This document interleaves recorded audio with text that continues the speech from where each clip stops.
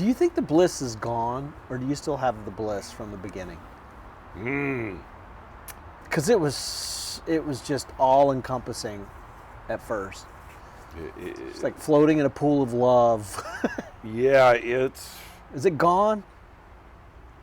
I don't know if it's gone, but man, was that strong. It just punched me in the face so hard. It was just, Is it sad that that's not there anymore, or it's not as I intense? miss it, but I do have times where sometimes, again, for me, it's shutting this off. Yeah. But the last time that I can think, I was at that wedding. We did a video right after the next morning, but I was sitting there and I had a glass of wine and I just, God, you just feel this inside. You just feel this sense of bliss and relaxation. And this is, and maybe the wine was helping shut down the head, which helps, but I was just like in the present moment, and it was so beautiful. Yeah. And I was quiet. My wife was talking to somebody, but I could have been on another planet. It was beautiful. Yeah. So I get those once in a while, but the beginning, man, the beginning was, I mean, let's face it, you and I were just like, what the fluff is this stuff?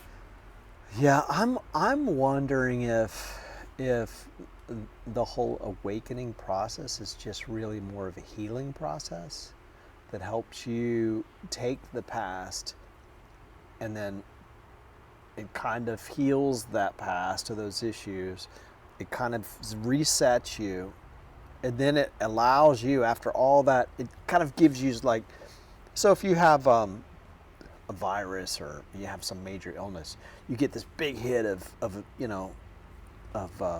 antibiotics, they just hit the body hard, right? And then it's like this, you gotta, like, that's what you need to kind of get back and get healthy. You kill that virus. So it's kind of the same analogy or whatever, which is they give you this big dose of love and bliss and make you feel like you're just, get you back to where you need to be.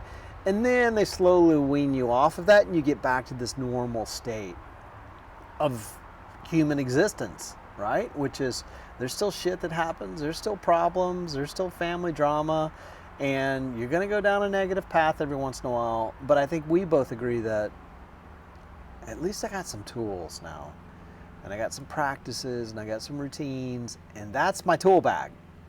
And I gotta be pulling those out. Otherwise, and I don't feel like it's gone, like I can still totally connect when I want to. Yeah. I just wish I wanted to as much as I used to. Because I feel like that desire, I've either become lazy or I'm getting complacent, and I think like the ego thinks it knows everything. I don't know shit. I'm still just a normal guy with the same background and the same baggage. Maybe it just doesn't affect me as much. Yeah. Maybe we were supposed to just discover that. Maybe that's, because let's face it. Yeah. If we felt like we do now during meditation, we might not have stuck with it. Oh, I wouldn't have. But we got punched in the face, so we go, hey man, there is another side, There is the divine. I mean, this is real. I mean, how good. Do you ever have to remind yourself of the signs you've seen?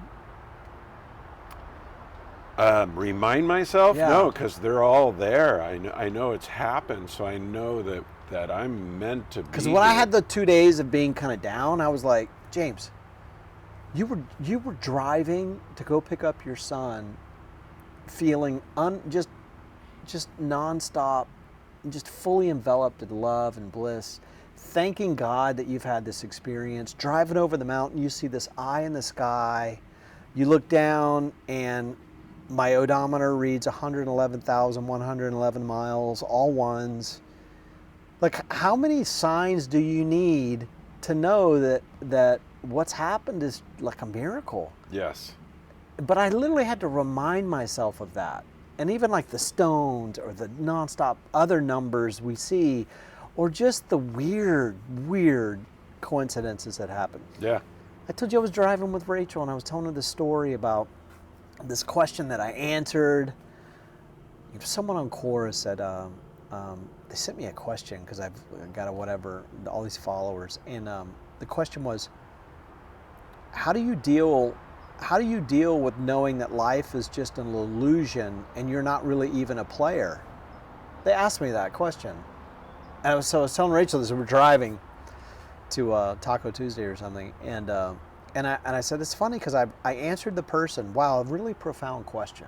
And then I said, I think I'm the player because I was the one that tucked my 10-year-old every night, tucked my 10-year-old into bed every night. I was the one with my wife at Valentine's dinner. Pretty sure I'm a player in life. And that all of those were real. So, I mean, but it's like, it's that whole kind of overthinking kind of scenario. But so I have all these tools and but you still go down these negative paths. So I've had the ego tell me, this isn't working, and you start to, it's like trying to pull you away, and you have to stop and go, no, yeah, it has. Yeah. The stuff I've seen, this is real, man. Yeah. It's just got to deal with life, third dimension, and it's work. And maybe it's a little more work. Maybe we have to work that much harder to get there, Maybe I just got lazy. Yeah, could be. Do that morning med's important. Yeah, and I do it religiously, but my for some reason I've been waking up at 2:30 in the morning, Oh, that's 3 even in the hard. morning, Yeah. all jacked up. So my routine is just really bad right now. I'm mess. trying to get back on it, but I religiously do the morning meditation. Period. I just do it. I think I fell off. I think it just got crazy at work, and I think I just kind of fell out of my routine, and then I just started questioning stuff. Or I think I don't think you like start to. I don't even think you're thinking about it. You just go into that unconscious, kind of subconscious state, and then you're just doing. You're just being that old self. Being that familiar self that you used to know. I don't know. I just got to keep staying connected, and we got to keep surfing and doing new stuff. Balancing it all. Yeah, I think it's critical.